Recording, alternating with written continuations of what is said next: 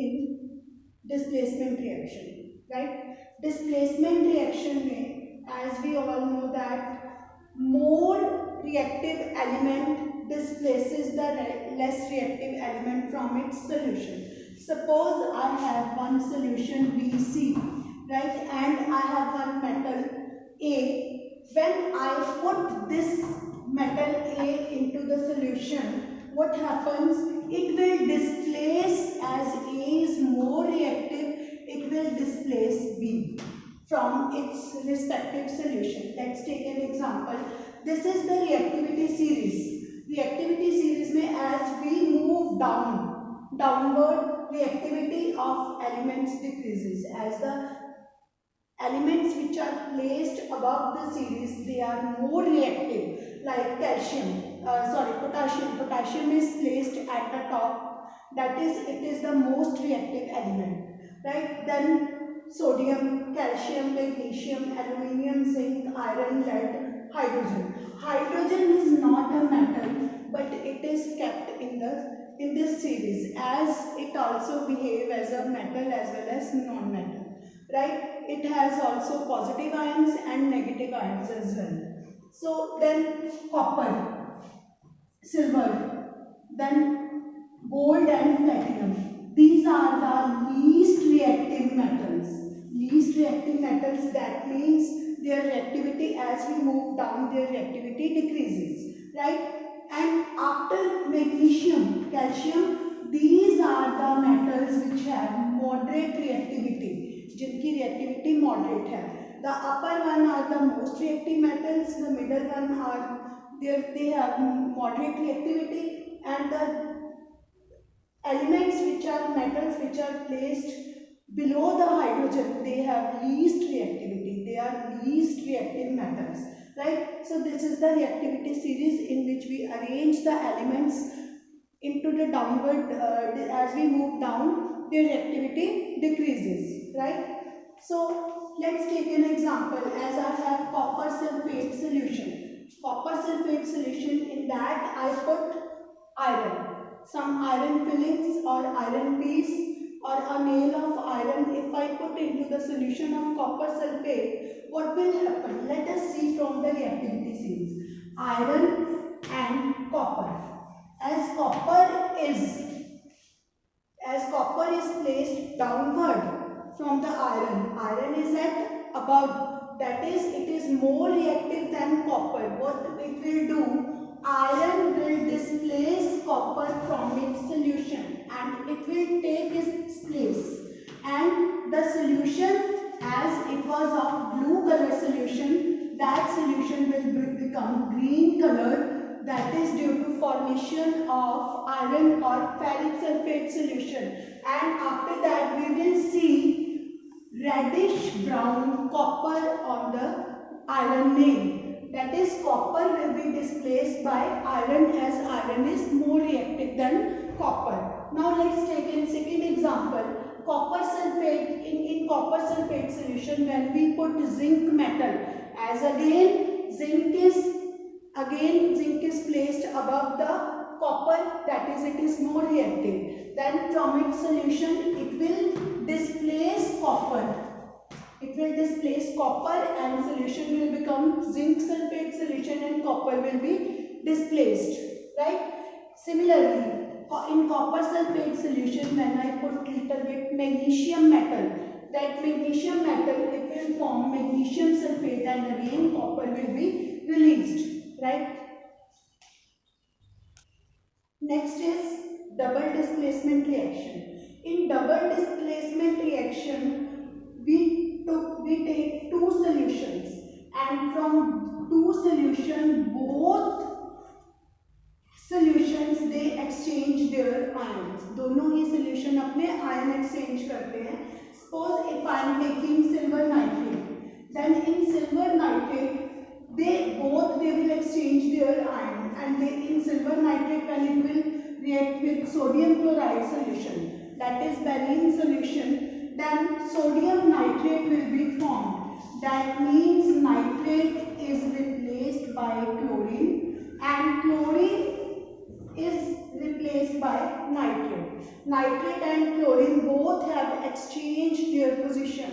and sodium nitrate is formed and silver chloride, these precipitates are formed. This downward arrow symbolizes the formation of precipitates in double displacement reaction. As we know that both solutions, they exchange their ions, and during this double displacement reaction, when two solutions are mixed together, then always there are formation of precipitate. This double displacement reaction, these are mostly precipitate reactions. These are also known as precipitates because of formation of precipitates. Precipitates are the insoluble substances which do not get dissolved into the solution.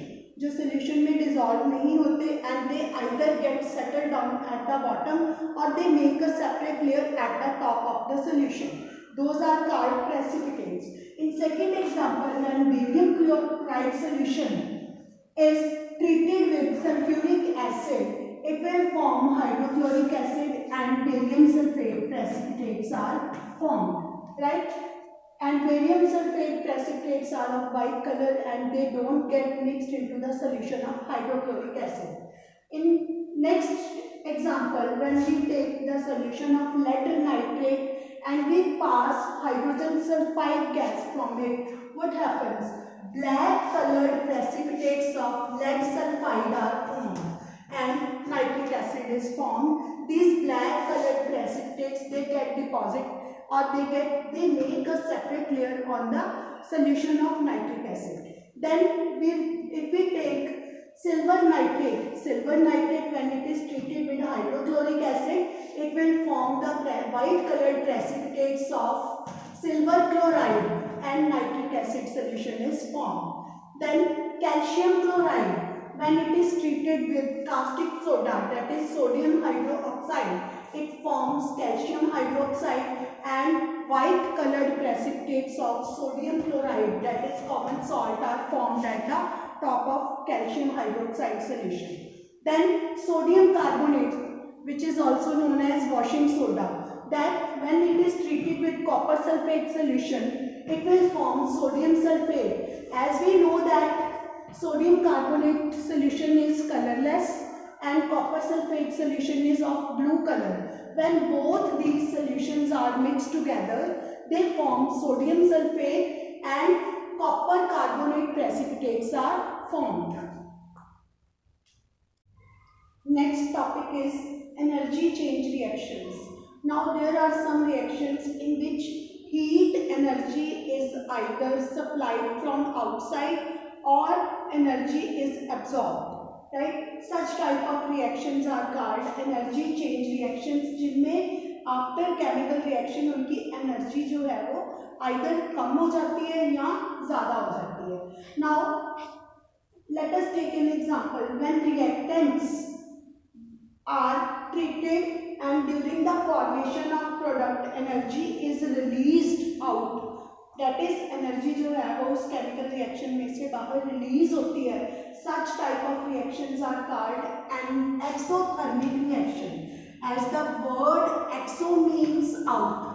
Out means energy is expelled out, that is energy is released. That from reactants energy is released into the environment. Such type of reactions are called exothermic reaction. Let's take an example of exothermic reaction. When we treat when coal is burned in the presence of carbon dioxide is formed in the presence of oxygen, it forms carbon dioxide and lots of heat energy along with light, it is released. तो heat energy जो है इसमें release होती है. Again when we burn methane in the presence of oxygen, carbon dioxide and water vapors are formed along with the evolution of heat. Such type of reactions are called exothermic reaction, and in such type of reaction as energy is released out, so its value is always, as energy is released out, energy is produced, its energy heat change is always positive. And when we are talking about endothermic reaction, as The word endo represents that inside. When heat is absorbed, from the outside, then in that case heat change is always negative, as the formation of nitric oxide. When nitric oxide is formed, nitrogen is, when it is treated with oxygen along with lots of heat at room at temperature more than 3000 degree, nitric oxide is formed, as the energy is absorbed by reactants for the formation of this product. Such type of reactions are called endothermic reaction, in which heat energy is used. Similarly, when water gas is formed, water gas formation reaction may be when carbon is treated with water. Lots of, along with the heat is absorbed, it forms CO plus H2. This is combined carbon water gas. Again, this is endothermic reaction, as heat energy is used in this reaction, and this is combined known as water gas, right? And water gas, that is heat energy is absorbed, and in this type of reaction we need to get energy from outside source. So our next topic is combustion reactions, right? Combustion is what? Combustion is the chemical reaction in which heat along with light is produced when we burn the fuel, right? Suppose we are taking some fuel like carbon, right? So whenever we burn carbon in the presence of oxygen, always some heat and light energy is evolved along with the evolution of carbon dioxide gas, right? So combustion is always, it is oxidation reaction.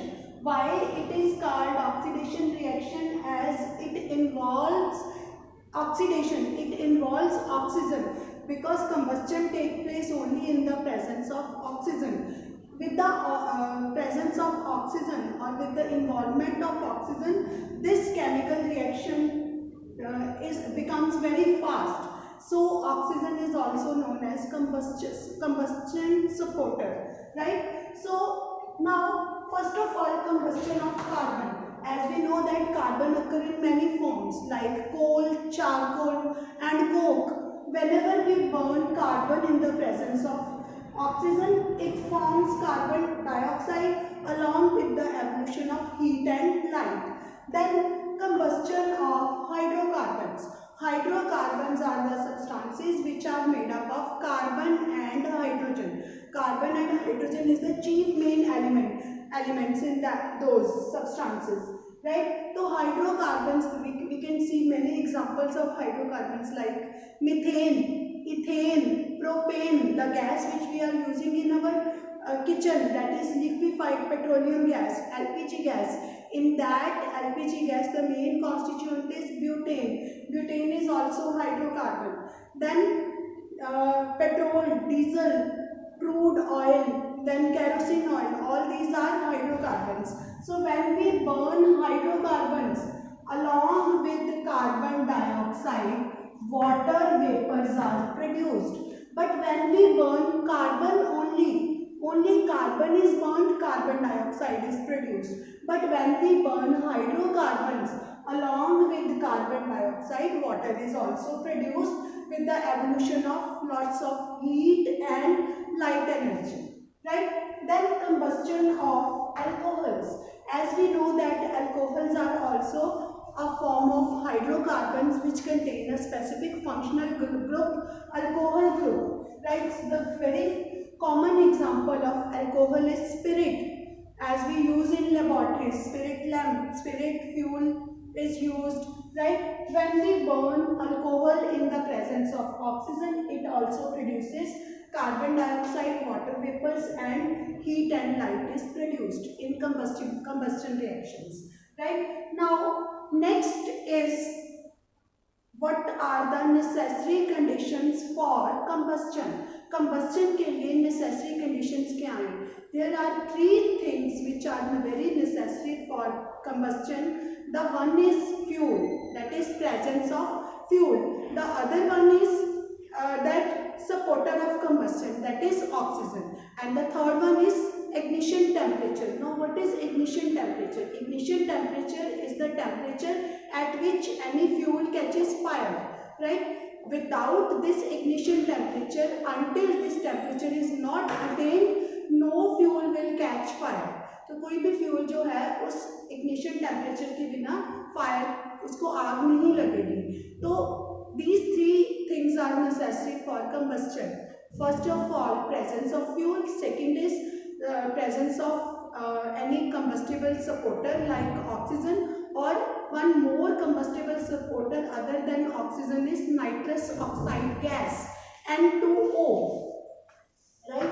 N2O, it is also known as laughing gas, right? Laughing gas, it is also a supporter of combustion, right? So these three things are necessary for combustion. Until if any one thing is missing, the combustion reaction will not take place, right?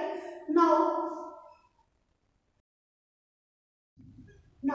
next topic is complete and incomplete combustion, right? Incomplete combustion, the fuel is burnt completely and it produces carbon dioxide along with lots of heat and light is produced. But in case of incomplete combustion that means when fuel is supplied with very limited oxygen supply, right? Whenever there is deficiency of oxygen and fuel is burnt in the presence of limited supply of oxygen, it produces carbon monoxide. Instead of carbon dioxide, it produces carbon monoxide, which is quite toxic gas, and little amount of heat and light is produced. The main difference between complete and incomplete combustion is that in complete combustion, no residue is left behind. But in case of incomplete combustion, some unburnt carbon particles in the form blackish carbon particles are left behind. And due to this, smoke is produced along with sooty flame. Now what is sooty flame? Soot means some unburnt carbon particles present in smoke.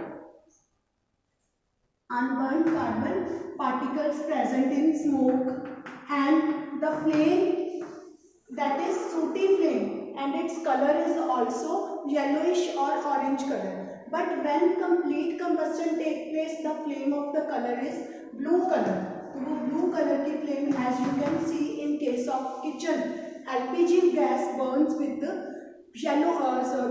blue flame, and this coal or wood, charcoal, and we can say cow dung pieces, they burn with yellow or orange flame because they contain soot particles, that is unburnt carbon particles, and due to these particles, the color of the flame is changed. Now what is the main disadvantage of this incomplete combustion? The very first disadvantage is that as it produces carbon monoxide, this gas is quite toxic in nature and it may lead to death also. It is quite fatal for our health. It may have adverse effect on health, as it can cause giddiness and unconsciousness, headache, vomiting, nausea. Due to this production of this gas, incomplete combustion is quite harmful. As we can say, in case of sometimes some people during winter season, they keep burning angithi in their rooms and they close all the windows. And when in the morning, sometimes such cases are there that those persons they lead to death only because of this toxic gas. Second main disadvantage is that it produces pollution. As smoke produced during incomplete combustion, it contains unburnt carbon particles. These carbon particles, when they get inhaled with air, they can cause lung infections, asthmatic problems, and many other respiratory disorders.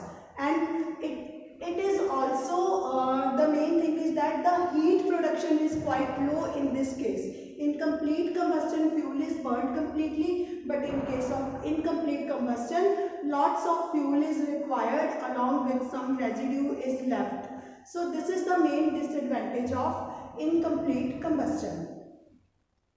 Now, next topic is respiration and combustion. Respiration. Respiration is also known as slow combustion. Why it is also called combustion? The thing is that as it required fuel, as combustion required fuel to burn, in the same way, respiration also occur by burning of fuel. Now, this fuel in our body is glucose. In this reaction in respiration, when we inhale oxygen, that glucose get oxidized and it produces carbon dioxide and water vapor along with heat. That is why this respiration process is also called slow combustion. Now, how respiration is different from combustion?